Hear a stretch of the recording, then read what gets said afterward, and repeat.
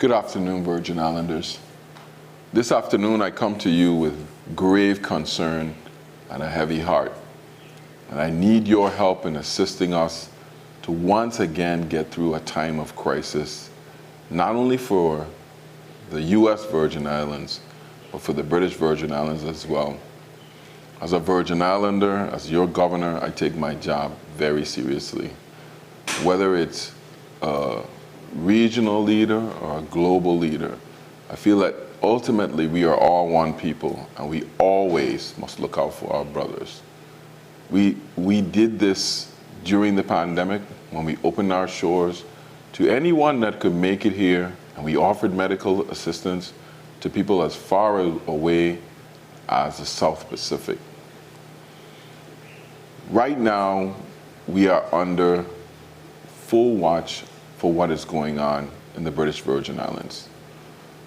The current situation, ladies and gentlemen, is not good, and that's putting it lightly.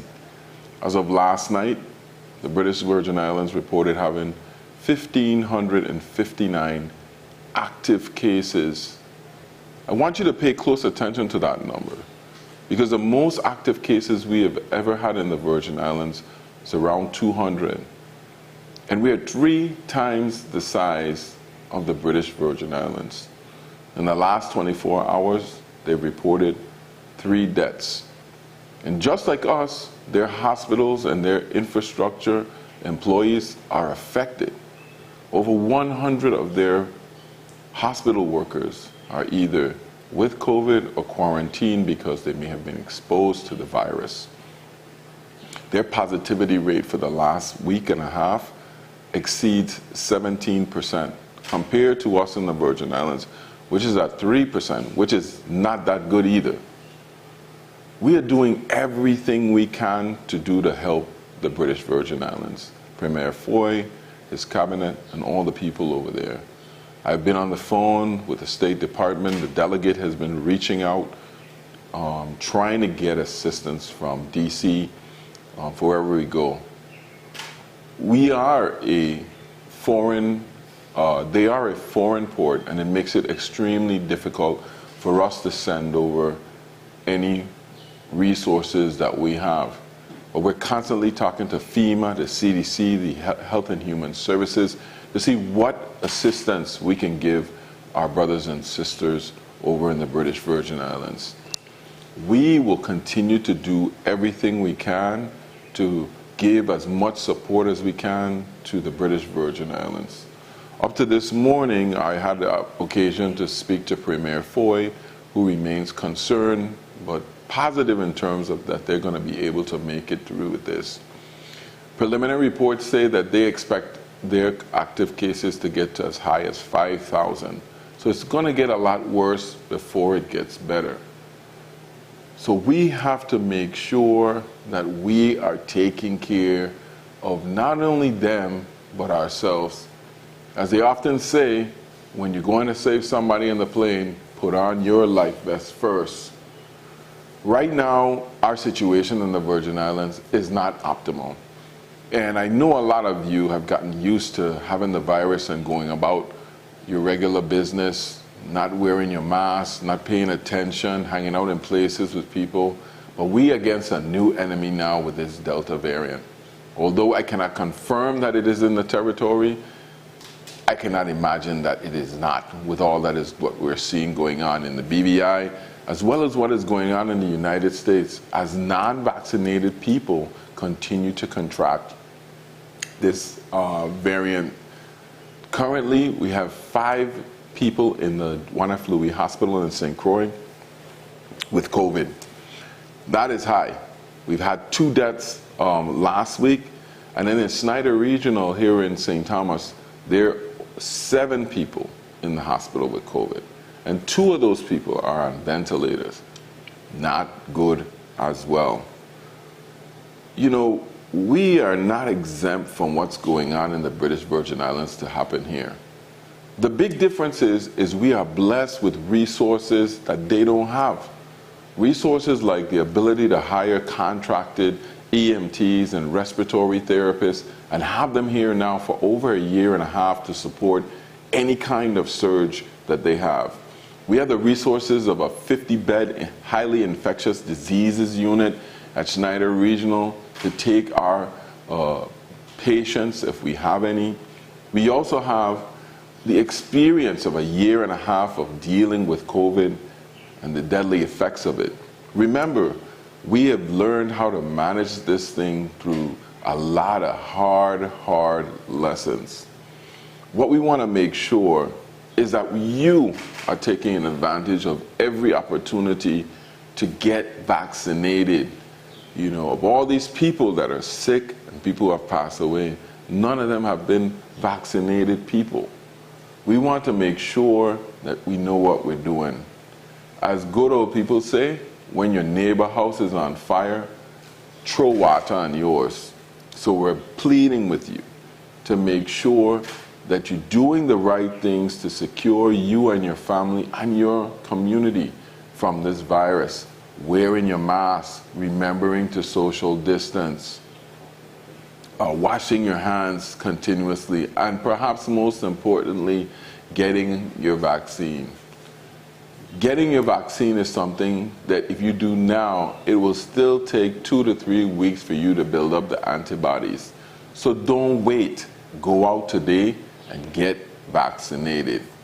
Currently, we have over 82,000 doses have been administered in the territory, and we're about 57.6% of our vaccinated population that are eligible for vaccine. Our population that's eligible for vaccine have gotten at least one dose, and 47% of our population has gotten 2 doses of the vaccine.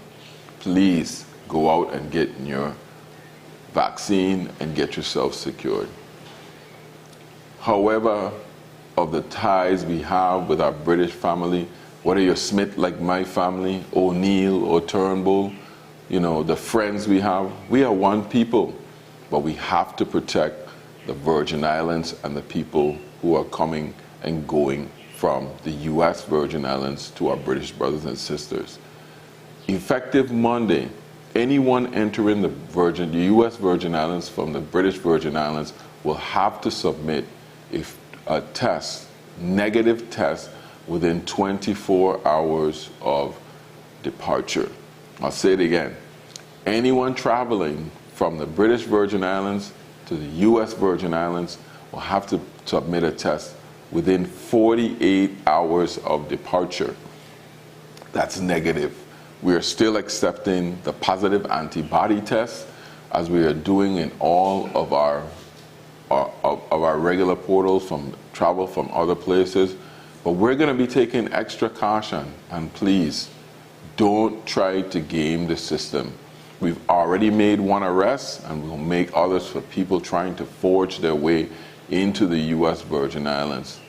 I will say, anybody that makes it to our shores are eligible for a free vaccine, and they're eligible for any care that we have. I mean, we're fortunate to have the monoclonal antibody treatment, which the British Virgin Islands doesn't have. One of the things we're working on trying to get them that resource. That's the treatment you get if you go to the hospital and you have not been vaccinated. We're able to give you that, and it helps your body immediately produce antibodies and fight against COVID. It's not 100%, and you still have to get the vaccine after you have that monoclonal antibody, because it only lasts about 2 or 3 weeks. Our ferry load coming from the British Virgin Islands, we thought seriously about reducing that load, but we thought better of it because all the people who are coming should have had a test within 48 hours of their departure. A lot of people have called me and tried to say, well, now is our chance to get even with the British Virgin Islands for what they do to our sailors or our fishermen. Now is not the time for that. Now is the time to be responsible as citizens, global citizens, to our community, friends, and family over in the BVI. So I'm asking the people who are coming over, whether on water taxis or whatever, captains, we will arrest you. If you don't have a negative COVID test, please do not enter our waters. We are not playing. report to customs as you're supposed to do, and we'll have personnel there to check you for the portal. For travelers who are going over to the BVI, our suggestion to you is stay safe. If you're vaccinated, that's one thing, and if you are vaccinated in the territory, we should have the operations up where you can get verified very soon, but we're not encouraging people to go over to that situation. From the beginning of this pandemic, March 20th last year when we declared the emergency, we have always said, our goal is not to eliminate COVID. It's impossible. You cannot stop COVID from spreading.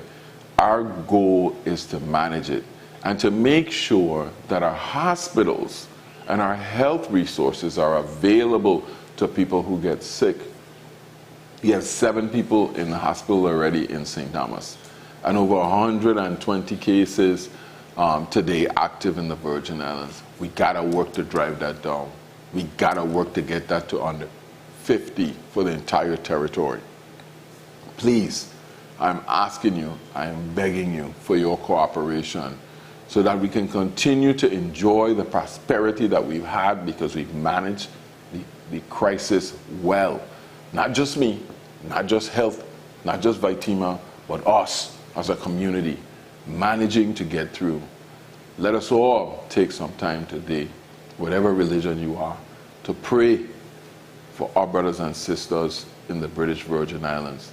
It is not an easy thing to deal with. Let us pray for their leadership. They would have the wisdom and the discernment to guide their people through this most difficult time. And let us pray that we as Virgin Islanders who have the benefit of these resources can learn to appreciate that, get vaccinated, stay away from mass gatherings, wear your mask, and wash your hands profusely. I thank you for joining me in this and spreading the word that we need to support our brothers and sisters and make sure that we stay safe. Stay safe, stay sanitized. Love you.